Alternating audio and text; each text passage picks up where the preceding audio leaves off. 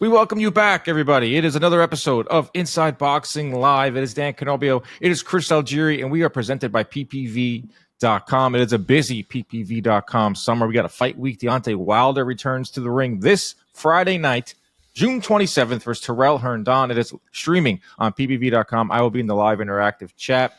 Caught up with Deontay last week in a wide-ranging interview. He wants to get back into the win column. He wants to get one of the bigger names. It should be an interesting night on Friday. Then, of course, in July, we have Manny Pacquiao returning to the ring against Mario Barrios. And then what I think is a fight between Tank Davis and Lamont Roach. Lamont Roach was at Fanatics Fest this past weekend. I was there as well. Didn't run into him, but he has not said the fight is official, but he says everything is looking towards August 16th. All three of those fights will be streaming live on ppv.com. Chris, can you hear my air conditioner blasting? Because we're in a heat wave here in New York. I don't know if you know that. 101 degrees today, baby. I can't hear it, but I can see you have a little bit of a light glisten on your face. You've got the guns out because it's sun's out, guns out. Yeah, man, it is not 101 degrees here in South Florida. How about that? You guys got us beat. I know we talk weather sometimes in this podcast because we're getting older. Next thing, we're going to be bird watching. Well, you're middle-aged now, so you have joined the middle-aged club, just like me, and now we can discuss weather patterns and birds. I did have a birthday. We're gonna be bird watching soon. That's what we're gonna do on our PBV trips. We're gonna do side quests and go bird watching. Yeah, we used to go to Hakkasan. We used to get tables at Encore Beach Club. Are there any birds in Vegas? I feel like there's zero wildlife out there. Is that a wild pecking snugglebutt? Meth head? No, that's a meth head. That would be Vegas, yes. Yeah, bro. Yeah, I had a birthday this weekend. That was nice. Watched a little boxing. Headed to Fanatics Fest on yesterday for that Canelo Crawford presser, which was pretty much the biggest story in boxing today. But yeah, it's fucking hot here in New York City. Those who had never been to New York City, it's only really nice here 2 months of the year, maybe May and maybe October. Yeah, late September, October, April's really rainy. May, beginning of June, and then you just enter towards late June. It just becomes sweltering. Bro, it's 101 that is in this metropolis. Get me out of here. Heading to California on Wednesday. Looking 80 and sunny in Anaheim. Never been to Anaheim. I've heard some interesting things. I've heard it's not so great. I also heard it's the happiest place in the world because Disneyland is literally a walking distance from my hotel room for this Jake Paul event. I've been to Anaheim quite a few times. It's all right. It's all right. It's not a whole lot to speak of. It's because it's inland. It's not near the coast. It's not what you think of when you think of going to LA, California, perfect weather. It's not. It's gonna be hot there too, dude. You get inland. The air doesn't move much. You're not close to the water. It gets hot. It gets hot and stale. Mm-hmm. Hot and stale. It was hot and steamy inside of the Javits Center yesterday at the Fanatics Fest for Canelo-Crawford. I want to start here on this episode because that is this fight is now taken over, man. It is now. Yep. Wasn't the busiest boxing weekend, so we had two press conferences for Canelo-Crawford. Friday in Riyadh. Which there was some interesting things to come out of that. And then Sunday in New York City, where there was a little bit of a shove. We saw Max Kellerman. We saw Dana White. We got some more information on this card. It's now becoming very real. And there's two guys I would never picture being brought together. Dana White and Max Kellerman, right? Yeah, I would never expect to see them on stage together, but interesting. And Max was just saying glowing remarks about Dana White. He is the greatest combat sports promoter of all time. I mean, come on, Bob. Ever heard of Bob Arum? What about Bob Arum, dude? He wrote the book. The guy promoted Muhammad Ali, Evil Knievel, Manny Pacquiao, and millions in between. Anyway, we'll get into that in a second. With Max Kellerman coming back, which I think is a net positive. I think it's a really good thing. Yeah, absolutely. It's very cool. He's awesome. We'll get fully into that in a second. But the Friday press conference, we'll start there. It's in Riyadh, Saudi Arabia. Didn't expect much to come out of this. There wasn't a lot of fans, if any. Wasn't a lot of press there. It did look great, and it was the first time that it was the first press conference for this. And what came out of that was more of the the talk of no Tom and Jerry fights. Like Tom and Jerry, like once again, that's become a thing, huh? Yeah, these Tom and Jerry lawyers, or what is it, Warner Brothers? They're going to have to start. Like, you guys are defaming our great enterprise here of Tom and Jerry, our franchise, by using it in a derogatory way. But Turki was so adamant, like, no more Tom and Jerry fights. There's going to be performance bonuses, but he didn't really go into in depth there. And then the biggest thing to come out of it was a photo of Canelo and Crawford eating dinner together with Turki. And I want to get your thoughts on it because you're the fighter here on this podcast. You have spent a lot of time with opponents. You know about what goes on behind closed doors that some fans don't. What did you make of the photos of Crawford, Canelo eating together, breaking bread? Not a good look. Don't like it. From a fighter perspective, from a fan perspective, I don't know. You don't want to get too comfortable being around your opponent. That happened to me with the Pacquiao build up because they kept putting us together and like we were playing sports together and like, at least that was competitive. So like we were trying to beat each other. But like, yeah, I didn't like being around him. I don't like being around my opponents before fights. I don't want to get comfortable in your space. And during the Pacquiao lead up, there was a lot of that. And I wasn't a positive for me. But in fights, before and after that, no. I mean, every time I've ever been around my opponent, I used to get into arguments and shoving matches all the time at press conferences and weigh-ins. I mean, being in the super small New York State Athletic Commission offices up there and like getting into it with guys because you're going to fight somebody. Like you're about to train to destroy someone. Someone's trying to destroy you. And it's just hard not to have that competitiveness and nastiness rise out of you.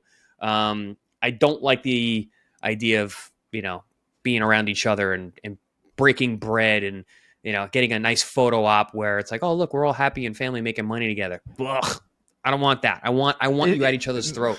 Can you put Sugar Ray Leonard and Marvin Hagler before they fought in the same area and they're not gonna argue or get into it or something?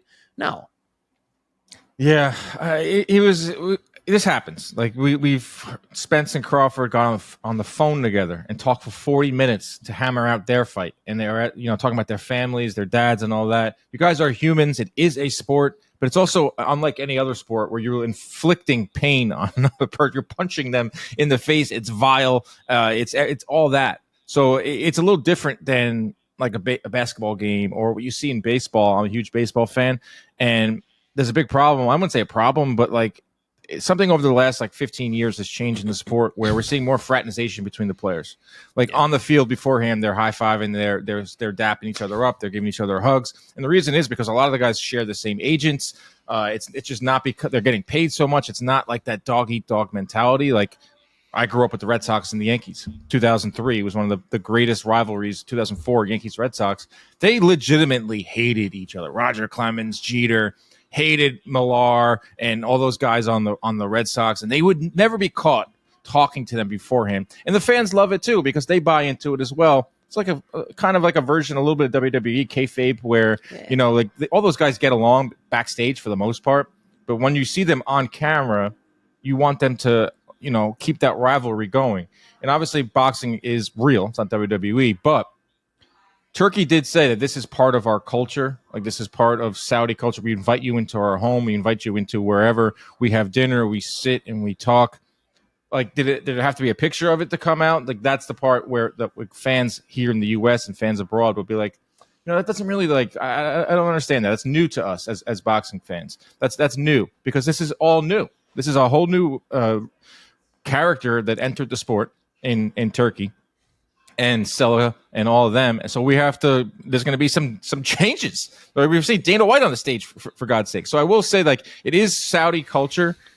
But when you are coming off of last month or May's event where the fights were bad, and now we've been talking for like a month straight about how can we make that never happen again with the bad fights. It wasn't the best optics, but it's not the first time like fighters have ever like got together like that.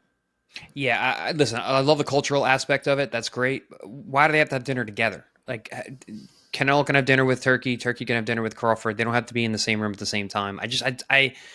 I don't know. Again, especially like what you just said, like we don't want Tom and Jerry fights, right? Well, part of why we're getting Tom and Jerry fights is guys are too comfortable around each other. They don't like. I want these guys to be at each other's throats. That's the way you want to feel. That's the way you want to be. I fought a few sparring partners, guys I was friends with. As soon as that deal came out that we were fighting, I'm not talking to you ever. I'm not talking to you anymore. You are now my enemy. We'll talk about it afterwards. I saw Eric Bone.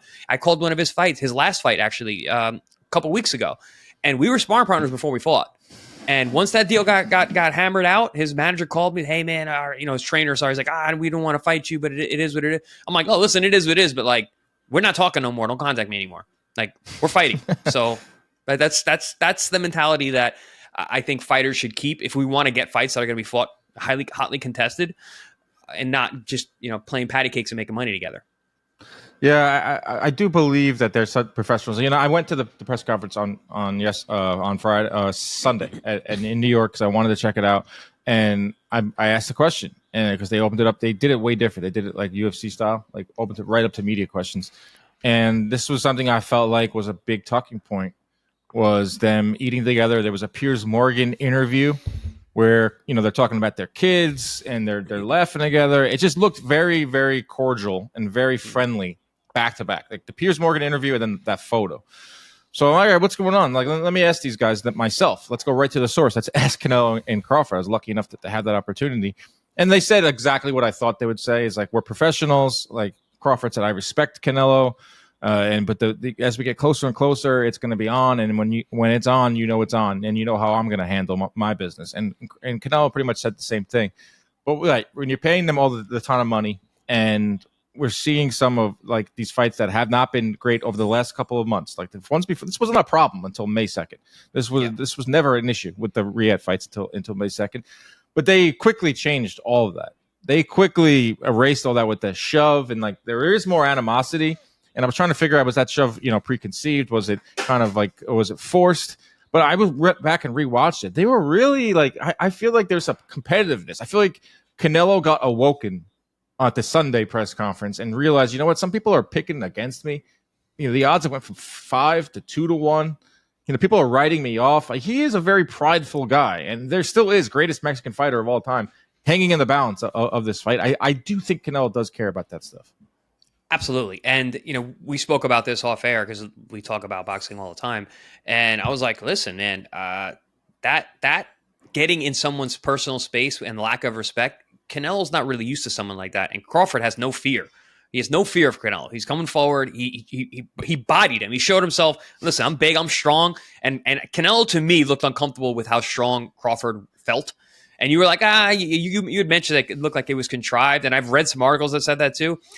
Contrived or not, Canelo looked uncomfortable at a certain point, and that's why he pushed him. That's not a Canelo thing to do. He's more of a counter guy when it comes to those situations. Think of the Caleb Plant fight press conference, and I don't know, man. That alone, whether that was preconceived or not, I saw a little bit of uncertainty and real competitiveness, aggression between those two guys, and I think that's going to pump some new blood into this because now.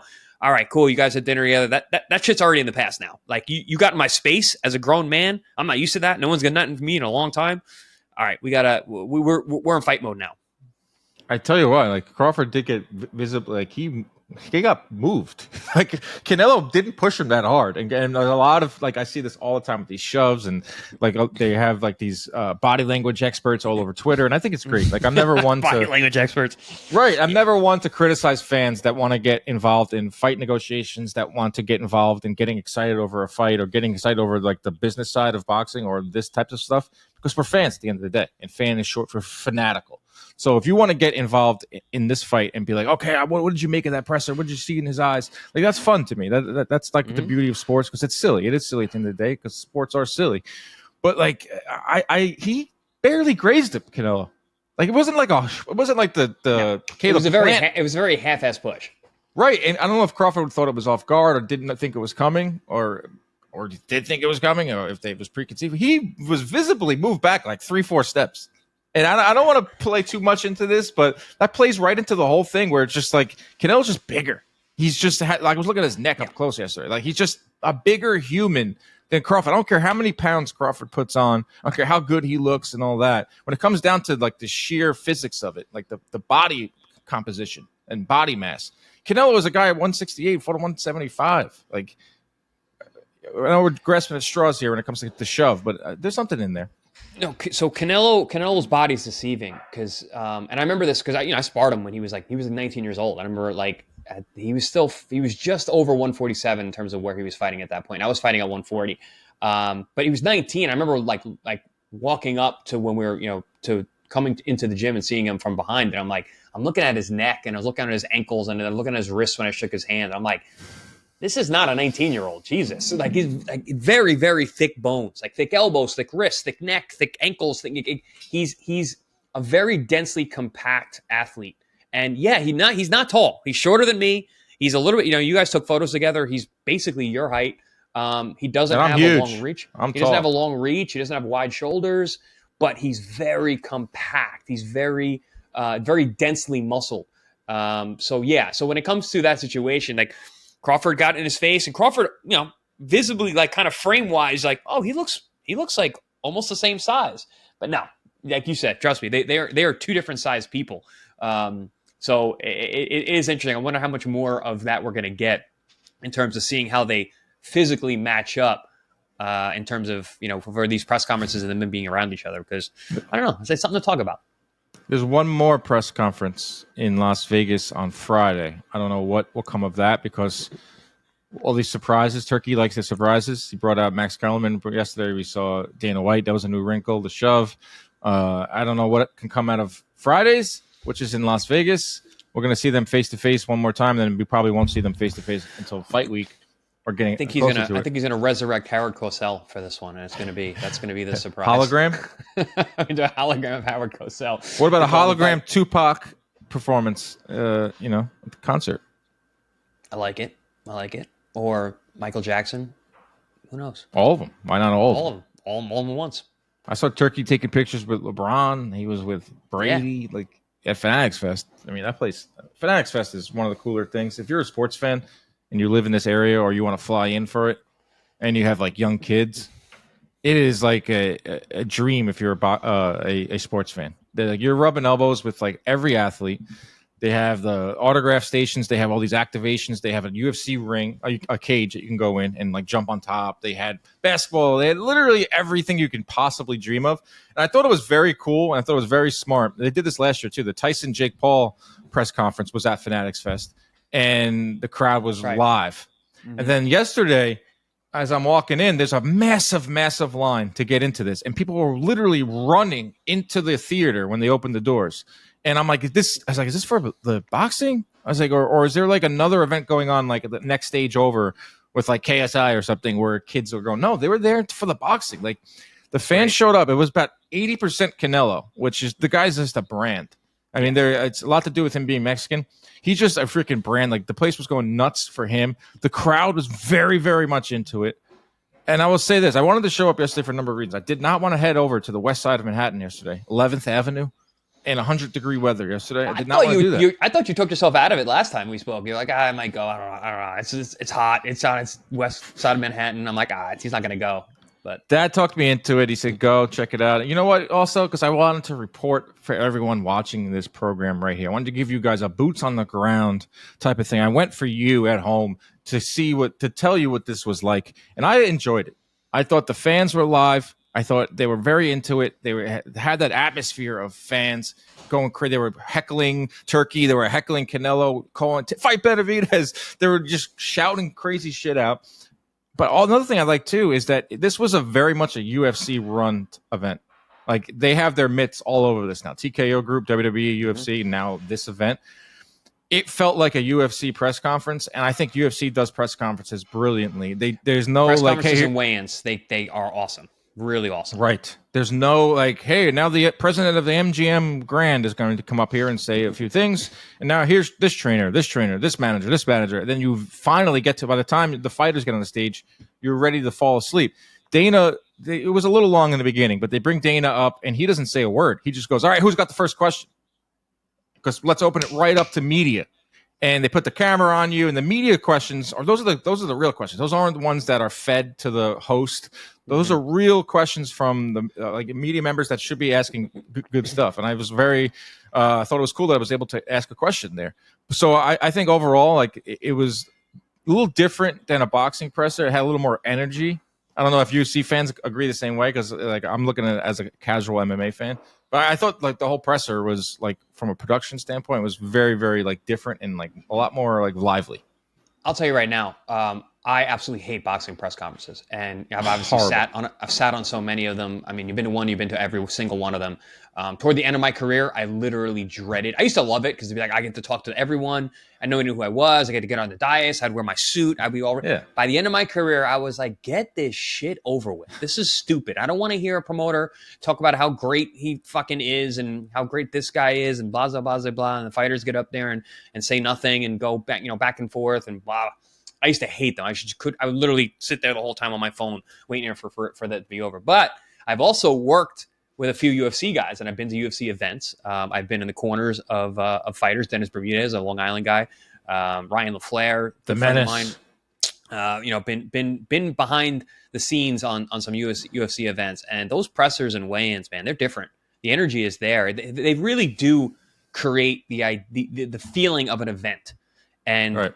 Boxing pressers not like that. Boxing pressers are like you're going to it's a board meeting. It's literally a board meeting, and a UFC style presser is an event. And I'm glad that Dana White can bring that aspect of what he's done into the sport. Because listen, Max said he's the best combat sport promoter of all time. I don't know if I'm going to say that. I think he's the best marketer, of combat sports. If he's not the best, he's right damn there, because he really is good at this. And, bringing that kind of energy, that's just an overall good for the sport. So a big surprise at the presser was Max Kellerman getting wheeled out.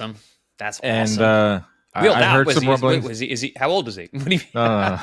He's not young anymore. Like, he's not young anymore. Like, the funny thing is, like Max was always the young guy in media. I remember like watching him on Public Access here in New York. He's a New York legend. Watching him on Public Access. He had his own show when he was like a teenager. Yep. Then he got the Friday Night Fights gig really, really young in his like early 20s in the studio with Teddy, where he made his bones. And then he went on to host radio shows and obviously First Take with Stephen A. Smith, and that's why he's been gone for so long, is because he had a breakup with ESPN, and he had an NDA, and he could not do anything for like 4 years. Because I texted with him, I would say like a month or two ago. I was trying to get him on the show, and he's like, I will be back, and like you will hear about it. And he's like, and it will be big. And I was like, okay. So I kind of knew that he was going to be coming back, and I heard some rumblings. Turkey tweeted out a picture of him and Jim, that he would be involved in this event somehow. So they bring out Max, and everyone's excited. I think that was the biggest thing to come out of yesterday's presser, because he brings a lot of historical context. Mm-hmm. Like right away, he got on that stage and was like comparing it to all these fights of the past. And also another thing he does, he was checking these fighters. Like, he's not afraid to say something crazy. Not afraid to ask. He went right to Crawford and was like, "Madrimov, what's your toughest fight?" And Crawford was like, "No, it wasn't." And Max was like, "Shit, it was. Like, you want a KO streak, and Madrimov give you issues." And it's like, you know what I mean? Like, a lot of times we see these media guys that just kind of just succumb to the fighters and they don't press them at all. So all in all, great to have Max back.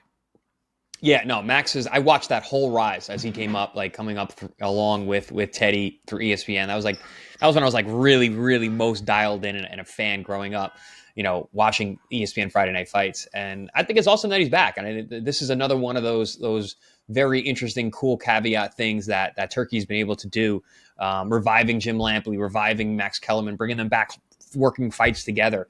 Very, very cool. A lot of nostalgia there. And listen, Max is very good at this. He's very, very good at this. He's knowledgeable. He is a true fan. He is a fanatic of boxing. So, oh my God. Yeah, the guy, he's an encyclopedia. He loves the sport. It's obvious, so I don't know. I think it's that's another really good thing that Turkey's brought back, or brought to this sport. And another reason this event is getting what it deserves. I mean, it's a big fight. It's not the fight we all wanted, but like, guess what? We got it, and we're gonna enjoy it. We're gonna watch it, and we're gonna get excited about it. Yeah, these are very necessary every once in a while in this sport. Yeah. Gotta have these mega mainstream, and this is like But at least they're fighters, dude. It's not like Jake Paul and Mike Tyson, where it's like, Mike is not really a fighter anymore. These two are, they're not in their absolute peak prime ages, but they're both active fighters. It's not Floyd Mayweather versus McGregor. McGregor's wasn't a boxer, so these are two fighters at least. They're two weight classes apart. Yeah, Crawford's 37. Yeah, Canelo hasn't looked great recently. It doesn't matter. We still have two guys who are active boxers, very high level, who are going to be legends either way in the future. It's not on the level of Pacquiao Mayweather, of course, in terms of eyeballs, in terms of what that meant for the sport, in terms of how the whole world stopped that night. But also in terms of like a matchup that people were drooling over. No one was drooling over this matchup 2 years ago.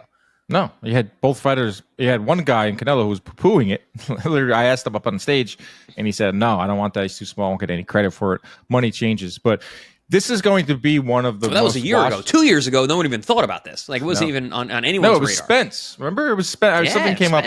A memory came up on like something on the phone, and it was around this time. We did an emergency podcast because Canelo Alvarez signed a 3-fight deal with PBC. Yep. And remember, we were going through all of the scenarios. All right, he's going to fight this guy, this guy, this guy. We did not think he was going to fight Charlo for the first fight, with Jamel Charlo. He fights Jamel Charlo, and then we're like, all right, one of these is going to be Errol Spence. And that was like the talking point because a lot of people were picking Spence to beat Crawford, or at least thought that Spence would come out of that. And Spence was a bigger guy. Even though they're both fighting at welterweight, bigger than Crawford, and it was going to be Spence Crawford. So Crawford wins that fight, and then he's the one who starts coming up with this Canelo idea. And now here we are. But in terms of like, it's not up there with Pacquiao Mayweather in terms of like what that fight meant. But this is the biggest fight since Pacquiao Mayweather, and the fact that it's on Netflix, and the fact that they are now going to be adding Max to it, there's a very good chance that Jim Lampley is calling the fight, and it's Jim and Max. And if they get Roy Jones. And if they get Roy Jones, we're going to see something that I thought we'd never see again. And that's Jim, Max, and Roy. And nostalgia is a hell of a drug. I just got chills because we all grew up watching HBO. We didn't think it was possible, especially in the media world. It's so hard to recreate these things. But there's a chance that we get Jim Lampley, Max Kellerman, Roy Jones, or at least Jim and Max together on the broadcast. Jeez. I think that's freaking awesome. Dan, you just let the cat out of the bag for what the surprise is going to be in Vegas, dude. It's going to be Roy. Of course it is. It's going to be. How do you not do it? It's so teed up for that. That would be a major fail and miss if they don't bring the gang back together again.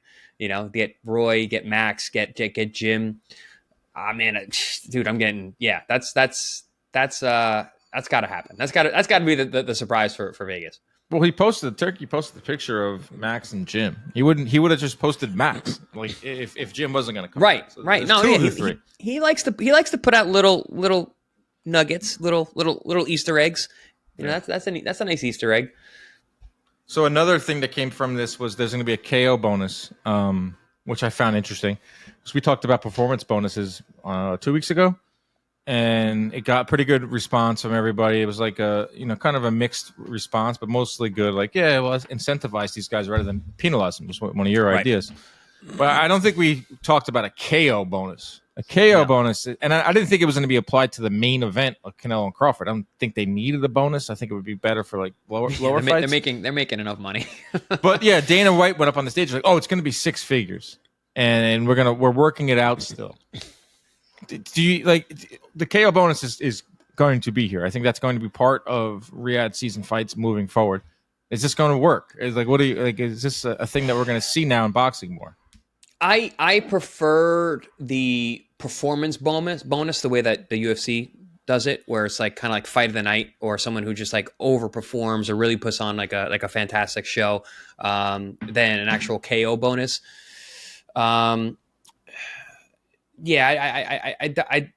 I don't necessarily love it, but I don't hate it. It's better than penalizing. And I got the same kind of feedback from people who are DMing me about it. They're like, I don't like this, or some guys are like, oh, this is great. It's back and forth. Some people think it's going to make guys change their style. They're going to fight it a different way. It might actually hurt them in the long run. But listen, that's on the fighter. It's a bonus. You don't have to get it. But yeah, going for the KO if it's there.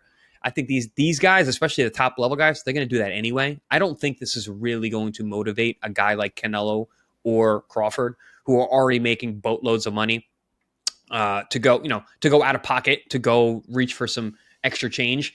I don't care if 6 figures or not. These guys are going to be making, what are we talking here? $20-30 million? Canelo makes $30 million a fight. He's probably making way more than that. It's the most expensive fight contract ever and most expensive belt. It was a $188,000 ring belt. All right. So Dan, say you're making $40 million. 6 figures. You may get an extra $100,000 for going for a KO. Do you really care at that point?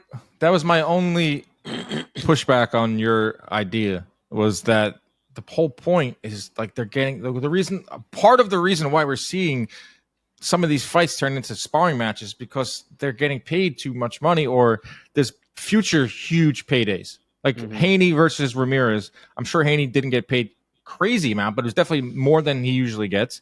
But he also knew that he was set to make a crazy amount to fight Ryan Garcia. So money is a factor in why we saw some of these fights happen that way. It's not the only factor. We've been through this a million times. I'm not going to get fully into it. There's a lot of factors that went into what we saw May 2nd, May 3rd. But that's the only pushback I had on your thing, was that I think money's part of the issue. And a couple 100,000, 200,000, even if it's like 250,000, I think it's more of like a symbolism. I think that would be a cool graphic they'll throw on Instagram. You know, it's them trying to right a wrong. I think it will work really good when they do the boxing league, and that's more of like the UFC model. Well, the guys are getting paid a lot less, right? And these, like we see it when MVP does it too for their fight nights, and they give out 5,000-10,000 to these prospects, and that's huge. That's like massive for them. And I see them afterwards at the after parties, and they're so excited to get that bonus. So I don't know how that's all going to work, but I tell you what, it was a major talking point Friday and Sunday. Even Canelo said, smaller ring, we need a smaller ring. Because, like, is he insinuating that Crawford is like a runner? Because I've never once thought of Terence Crawford as a runner. No, but the smaller the ring, you're forcing more contact. And you're forcing more contact means more activity as well. And less movement, less ability to escape. And of course, obviously, Canelo's a bigger guy. He wants to use that size. We saw that at the presser when they were on stage together. I don't think it has to do so much with him running as much as it's like you're just going to force more contact. Well, I will say this past weekend, I'm about to say it, and here I am saying it. Vito Milnecki in Newark, this card that was streamed on ESPN Plus, was not a top-ranked vehicle.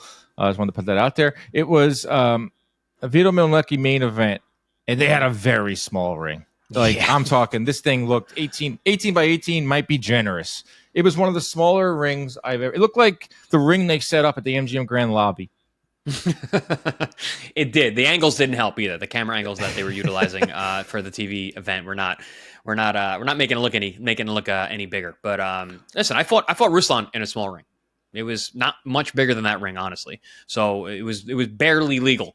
The ring that I fought him in. You can box in a small ring. Yes, like I said, it adds more contact, but doesn't mean you have to get hit. Doesn't mean you can't fight at range. Doesn't mean you can't use your boxing IQ.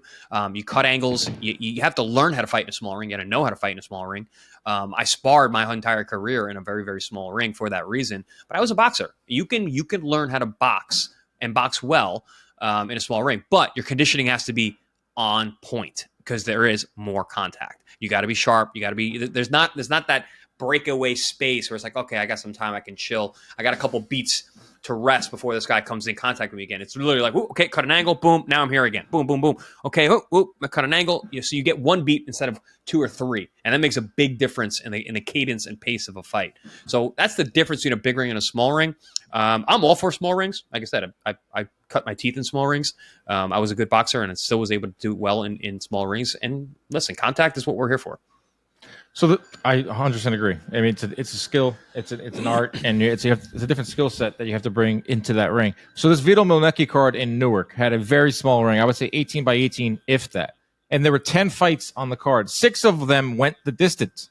Mm-hmm. So it's not a surefire thing. Smaller ring does not equal a lot more contact. Smaller ring doesn't necessarily mean knockouts. I mean, this is a very small sample size, but I did want to. Once I saw that small ring, I was all right. Let's see with these 10 fights. Let's see if there's more action. Let's see what comes out of this. It's a little bit of an experiment because this is the hottest topic in boxing these days. And how can we get rid of running? How can we get rid of inactivity? So I don't know if a smaller ring is necessarily the answer, because I think it comes down to the fighters. It comes down to their skill sets, because we saw 6 of these fights go the distance. So one of the fights that was actually really good on that card was Jahai Tucker versus Lorenzo Truck Simpson. Really, really good fight, high contact fight. And Jahai is one of those guys, man. He's really pesky. He stays in your face. He's a high contact guy. You put him in that small ring, it was like a fish in water. He was loving it, and it made for a really good fight. And it was one of those matchups I think on paper was 50-50. Like Truck is a guy who's had a lot of hype of a bunch of years. He's caught a couple losses, underperformed often. And Jahai Tucker is kind of the opposite. He's a guy who's kind of overperformed and is starting to more and more as he's growing. But that made for a really entertaining fight, which forced Truck to fight more than he was comfortable with, and Jahai Tucker ran away with it. Yeah, I just don't know. I just don't know what the answer is, but I thought that was interesting. A little experiment to see if the smaller ring necessarily equals more contact. I think it can't hurt. I think we are gonna. I can't wait to see how this all works out for Canelo-Crawford and what ring size they use. I'm sure they'll just go with the standard. I think that fight's too big. And I heard. Did you see Edgar Berlanga tweeted out what happened to the 18 by 18 rings?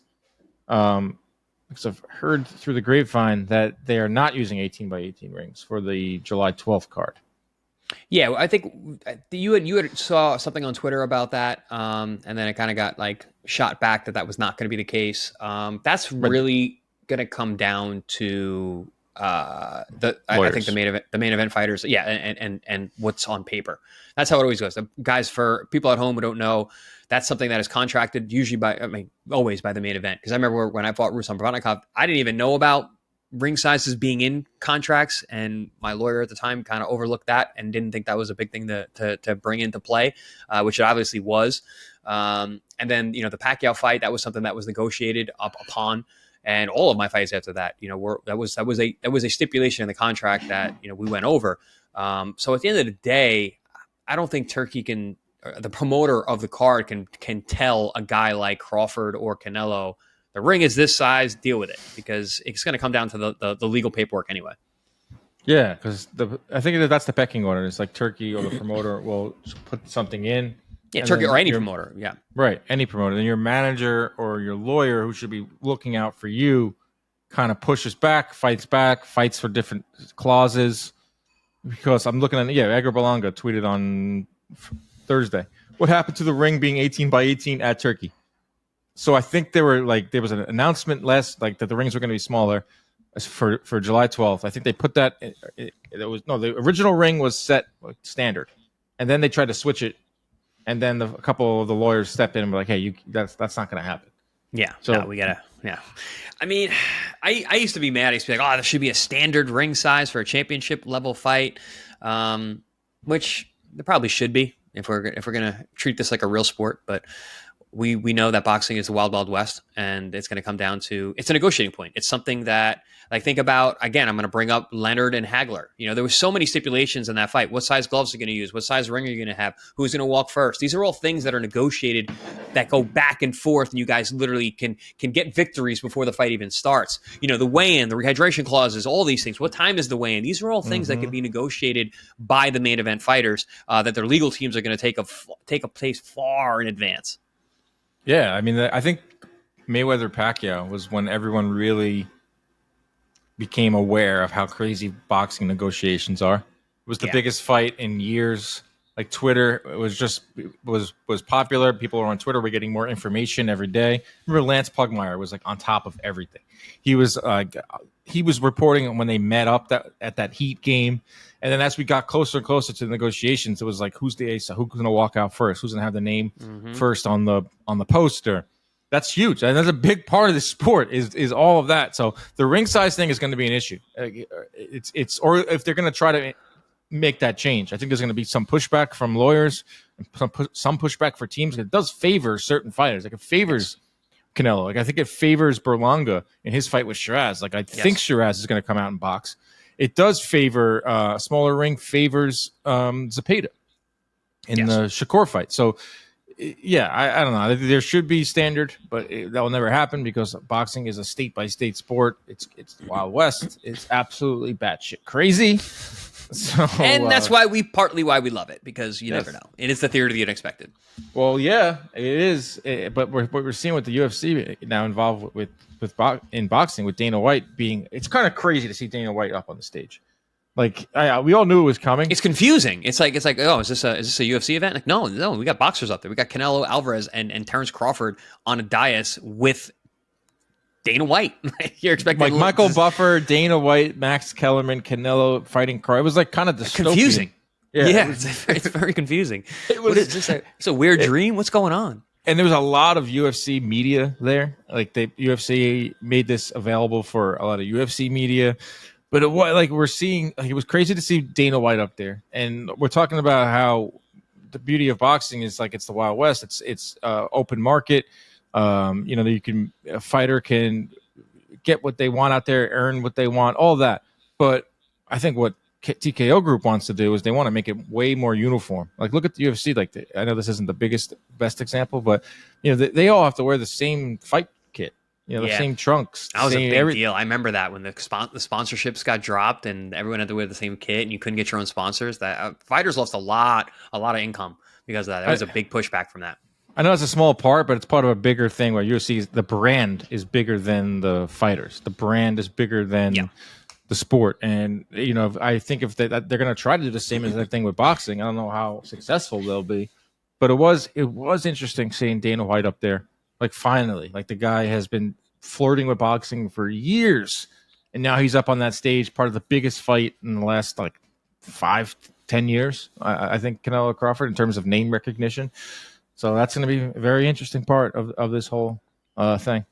Did you see over on the weekend? There wasn't a lot of big fights this weekend, but there was an upset. Francisco Rodriguez, Mexican fighter, goes over to the UK and does what's been going on for the last 5 years, where a Mexican fighter upsets the UK fighter. This time it was Galal Yafai, who was the favorite in this fight. The winner was going to go on to fight Kenshiro Teraji for the WBC flyweight title. Yafai was the favorite in this fight, and Rodriguez straight up took it from him. An epic beatdown, landed 575 punches. That is the most punches ever landed by a flyweight in 40 plus years of CompuBox. Herndon, another of one of his fighters going down to a Mexican. Rodriguez is promoted by Eddie Reynoso, or trained by Eddie Reynoso. So that was a huge upset this weekend. Eddie, stop bringing Mexicans over there. Eddie Hearn. Correct. Yeah, Eddie Hearn, stop bringing these Mexican guys to fight your champions, man. It's not working out. Dude, 500 plus landed punches is bananas. The 500 club, bro. The 300 bananas. Club. The 200 club.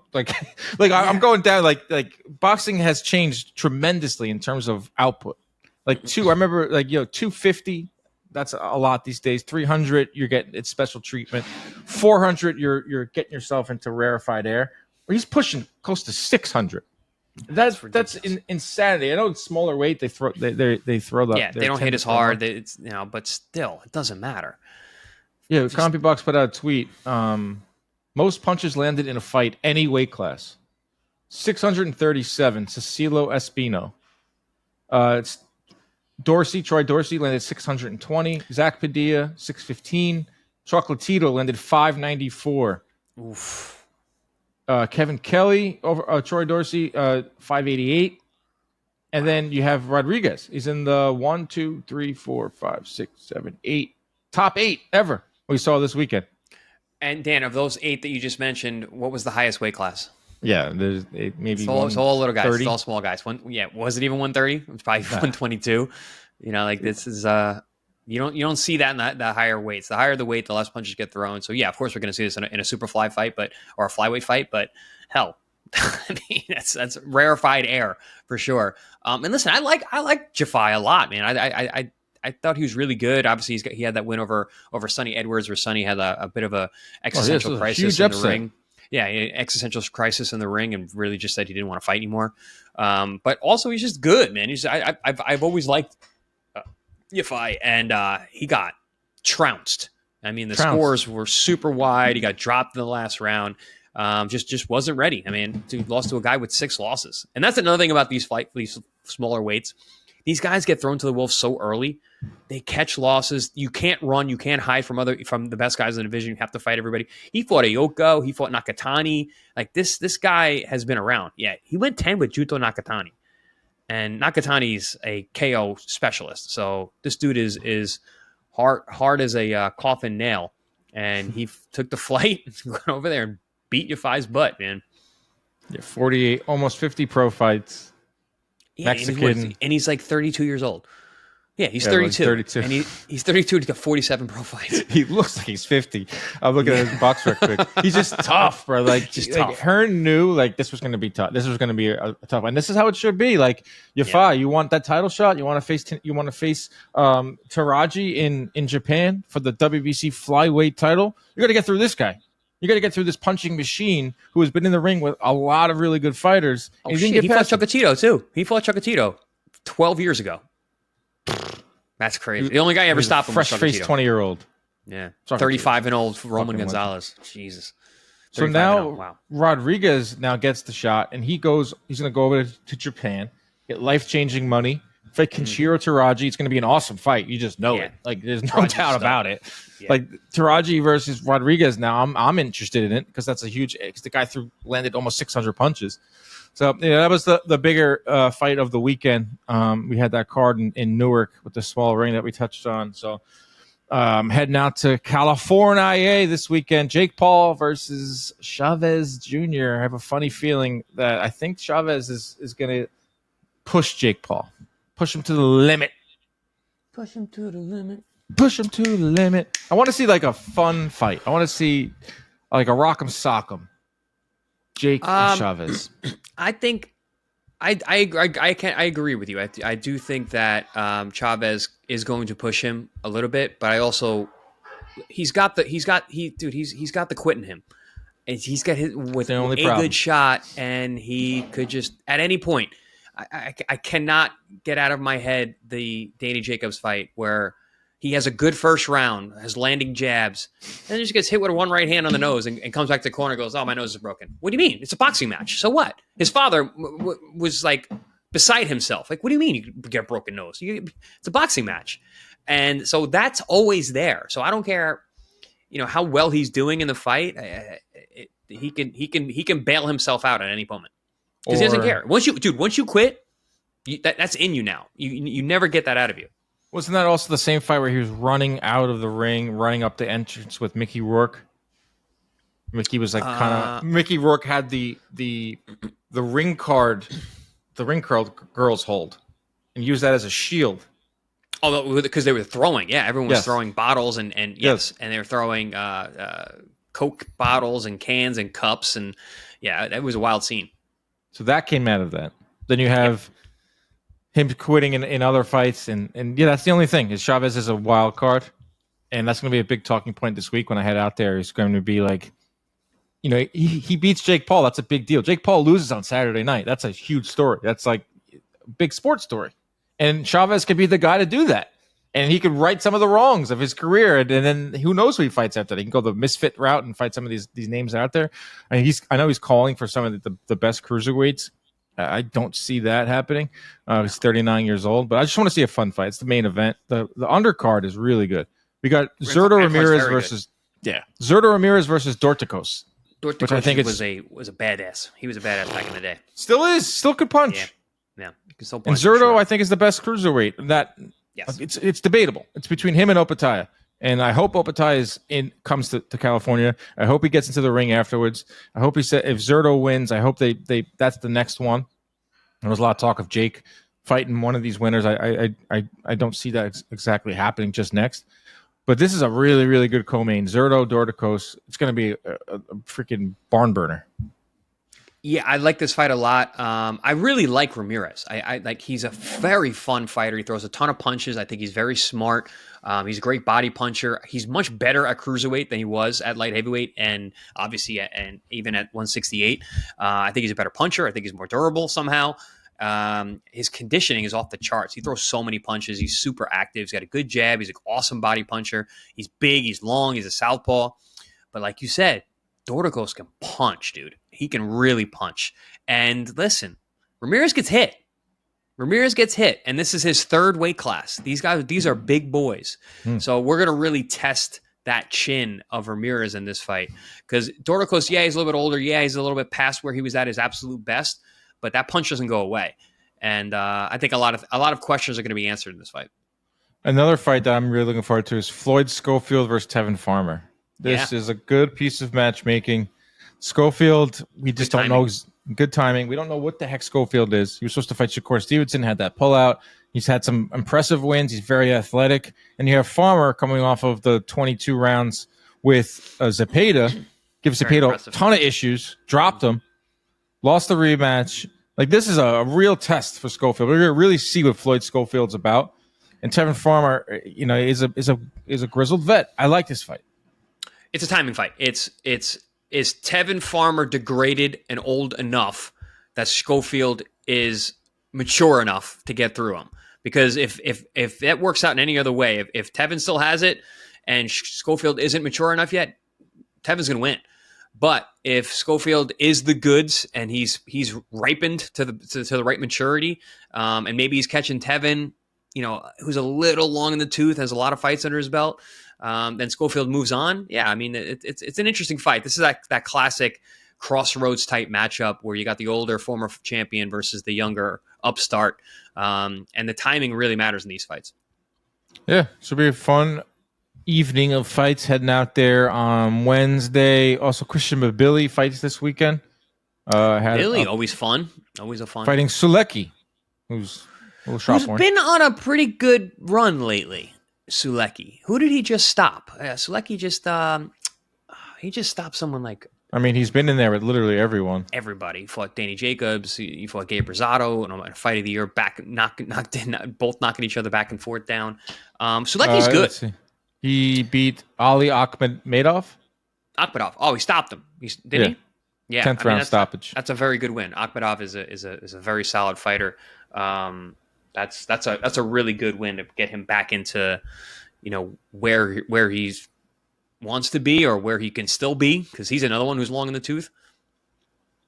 And the reason you're going to want to tune in for this or keep an eye on this is that Mabili has been floated for the Canelo-Crawford undercard, and he could also be fighting Canelo one day. So he's also just a really fun fighter too. Christian Mabili. Guy throws a ton of punches. Super nice guy too. Really, really likable. Canadian, right? Of course, he's nice. Canadian. Yeah, good point. Him and his from whole Montreal. Team, really nice guys. Really insightful. His things he has to say in the fighter meetings. And dude just trains so hard, from what I understand, talking to his coaches, which you can see. I mean, his incredible shape always. His gas tank is endless. He throws power punches the whole time. Yeah, really fun fighter. I enjoy him in Billy fight. That is the fight weekend. I'll be heading out to California. We're going to do an episode later in the week. Hope you enjoy it. Any last final words, Chris, in this beautiful boxing world that we are in? Yeah, you know what? Subscribe, tell some people, because you always forget to say that. I don't have to say it. I don't tell anybody to do anything, so I'm going to do that every show. I'm going to tell you guys, listen, subscribe, comment. I know, whatever. We have some loyal listeners who go all the way to the end, and tell somebody else. That's probably the most important thing. Go tell other people.